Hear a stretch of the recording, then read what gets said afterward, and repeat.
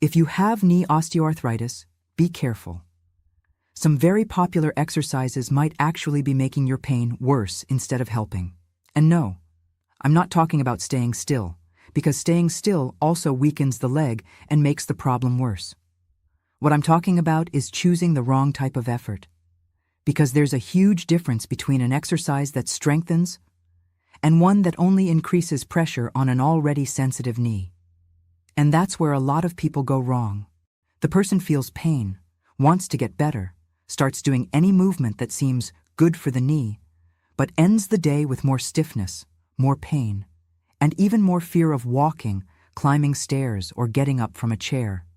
So, before you keep insisting on exercises that irritate the joint even more, you need to understand which movements tend to worsen osteoarthritis and what to do instead to build strength more safely.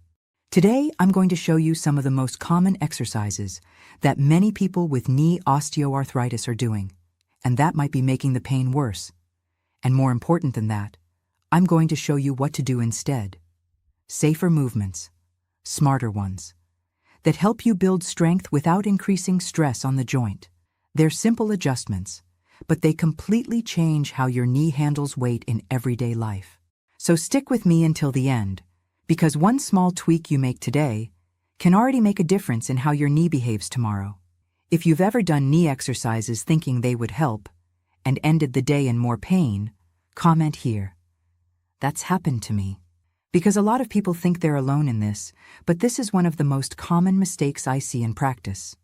And if you want to learn how to strengthen your knee more safely without making the pain worse, make sure to subscribe to the channel. Because every week, I bring practical, straight-to-the-point guidance like this. As a physical therapist, I want to show you something that almost no one explains properly when talking about knee osteoarthritis. The problem isn't just the wear and tear itself. In many cases, what really increases pain in everyday life is how the load is distributed through the joint. And that completely changes how you should choose your exercises. Because two movements might look similar on the outside, but internally create very different levels of pressure on the knee. There's an important detail here. The more bent the knee is in certain exercises, the greater the compression between the joint structures tends to be. That doesn't mean bending the knee is forbidden. The point is that in a knee with osteoarthritis that's already sensitive, placing too much load in positions of higher compression can irritate the area even more. That's why many people do popular exercises, feel like they're getting a good workout, but later notice more stiffness, more discomfort, and even more difficulty walking. Another point that many people don't realize is that the knee rarely suffers alone. When the hip, glutes, and trunk control aren't doing their part, the knee ends up taking on more load than it should. In practice, this means the following. Sometimes the exercise doesn't hurt because it's too intense, but because the body is distributing effort poorly. And when we fix that, the knee usually tolerates movement much better. So, before thinking about pushing harder to get stronger, the smartest approach with osteoarthritis is to choose exercises that improve support, alignment, and control without crushing the joint right from the start. And that's exactly what I'm going to show you here. What tends to make the pain worse, and what usually works better instead. And I saved the number one mistake for last, because this one is by far one of the most common. It's the kind of thing many people do thinking they're strengthening, when in reality, they're just irritating the joint even more. So pay attention to all of them, because you might be making more than one without realizing it. And at the end, I'll show you the one I see most often in practice. Now let's start with the first one on this list. Exercise number 4. One of the first movements many people do, thinking they're helping their knee, is the deep squat. It can actually be a good exercise in some cases, but with osteoarthritis, especially when the knee is still sensitive, going too low can significantly increase pressure inside the joint. And then that familiar thing happens. You do the exercise, and afterward, the knee responds with more pain or stiffness. If you've noticed that the lower you go, the more your knee complains, this detail changes everything. Instead of forcing a deep squat, start by using a chair as a reference. Sit down and stand up in a controlled way without dropping down or rushing up. The goal here isn't depth, it's control. One key detail that makes a big difference is slightly leaning your torso forward before standing up. This helps distribute the effort better and take some of the direct load off the knee. Now, a very common mistake here is letting the knee cave inward or standing up too quickly using momentum. That causes the movement to lose control and increases the overload even more. If it's hard, you can use your hands on your legs or a nearby surface for support. And if it becomes easy, you can progress by slowing the movement down or pausing briefly at the bottom before standing up. Start with 8 to 10 reps, nice and steady, paying attention to the movement. More important than doing a lot is doing it well. Exercise number 3. Another movement. Many people start doing thinking it will strengthen the knee is going up and down stairs repeatedly as an exercise. And it makes sense to think that way, because it's an everyday movement. But when it's done repetitively, without control, and with an already sensitive knee, the accumulated load can irritate the joint even more. It's that classic situation. Someone tries to train on the stairs, and later notices the knee feels heavier, more painful, or stiffer. Instead, it's better to use a low step or even a lower stair, but with control. You step up with one foot without using momentum, pushing through your heel, and step down slowly, controlling the movement. Here, the goal isn't speed or quick reps, it's load control. One detail that changes everything is avoiding dropping on the way down. The descent is where most people lose control and overload the knee without realizing it. Another common mistake is letting the knee travel too far forward or losing alignment during the movement. If it's difficult, start with a very low step or even lightly holding onto a wall. And if you want to progress, you can reduce the support or pause briefly at the top before stepping down. Start with 6 to 8 reps per leg, calmly and with control. Exercise number 2. An exercise many people do, thinking they're strengthening the knee in the best way, is the leg extension machine, especially with heavier loads. And I get why. You sit down, extend your leg, feel the muscle working. It seems like a direct and efficient exercise.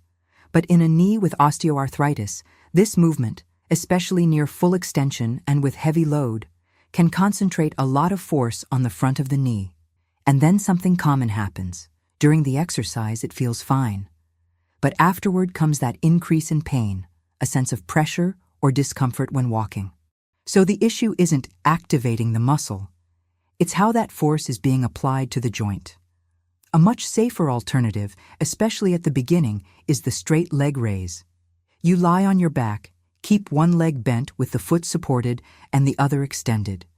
Then you raise the straight leg to the height of the opposite knee, hold for a second at the top, and lower it slowly, with control. The detail that changes everything here is keeping the thigh active the entire time, as if you were pushing your knee downward while lifting the leg. This ensures the muscle is working without overloading the joint. A common mistake is lifting too quickly or relaxing on the way down, losing control of the movement. If it's difficult, you can reduce the height of the lift. And if you want to progress, you can hold for a few seconds at the top or add a light weight at the ankle. Start with 8 to 12 reps, calmly, focusing on control. Exercise number 1. Now this one, pay close attention. One of the exercises I most often see people with knee pain doing, thinking they're strengthening, is the lunge. And the problem isn't the exercise itself, the problem is how it's usually done. Because in the lunge, especially when it's deep, fast, or uncontrolled, most of the load ends up heavily concentrated on the front knee. And in a knee with osteoarthritis, that can significantly increase pressure inside the joint. The person feels like they're getting a good workout, because it burns, it requires strength, but then comes the consequence: more pain, more stiffness, and more discomfort in everyday life. Now here's an important point that many people don't understand. This doesn't mean you'll never be able to do lunges again. When you build more strength, more control, and your knee responds better, this exercise can gradually come back. But it needs to be introduced at the right time, with a smaller range at first, more control, and without pain. In other words, the problem isn't the lunge. It's starting with it too early. That's why, at this stage, the best option is a short step with support. You can use a low step or even a small support on the floor. Place one foot forward. Keep your torso slightly leaned forward and shift your weight with control, without going too low. The goal here isn't range, it's stability and load distribution. A detail that changes everything is keeping the movement short and controlled without letting the knee collapse forward. The most common mistake here is trying to mimic a traditional lunge, going too low or moving too fast. If it's difficult, use your hands on a wall or chair for support. And if you want to progress, you can slightly increase the load or hold longer in the support phase. Start with 6 to 8 reps on each side, calmly and with control. Now you can see how, often, it's not a lack of exercise. It's the type of exercise you're doing. Small adjustments, like the ones you saw here today, can completely change how your knee handles load. And over time, this tends to reduce pain, improve confidence, and make simple daily movements easier. But here's an important point. Doing all of this for one day and stopping won't help. The knee usually responds much better to consistency than intensity. So try these adjustments for at least 10 to 14 days, calmly, respecting your pace, and observe how it reacts. Now let me give you a quick bonus, because this detail helps a lot and almost no one explains it. A very common question is, how do I know if the exercise is helping me or if it's making my knee even more irritated? And a simple way to check is to pay attention to how your body responds afterward. A mild muscle discomfort can happen. But if your knee pain clearly increases for many hours, if it feels stiffer for the rest of the day, or if the next day you notice it's worse to walk, stand up, or climb stairs, that can be a sign that the load is still above what your knee can tolerate right now. In those cases, the best move isn't to quit, it's to adjust. Reduce the range of motion, lower the number of reps, use more support, and perform the movement with more control. This is very important because many people think there are only two options: either push through the pain or stop completely. And that's not true. Most of the time, the smartest path is adjustment. And there's one more detail that makes a difference. Before thinking about increasing load or difficulty, first focus on improving quality. Control comes first, then range of motion, and only after that, if everything feels good, you increase the demand. This sequence usually works much better for people with osteoarthritis. Now, an important warning. If your pain is very intense, getting worse over time, or comes with significant swelling, locking, or a feeling of instability, the best option is to see a doctor or physical therapist for a more individualized evaluation. Here, I'm showing you safe paths, but some cases require a more specific analysis. And if you realized you've been insisting on exercises that might be irritating your knee, comment below. Now I get it. And if this video helped you, subscribe to the channel, because I always bring practical guidance like this, focused on improving your mobility more safely. And in the next video, I'll show you some simple exercises that help strengthen the knee without overloading it, especially if you feel pain when standing up or walking.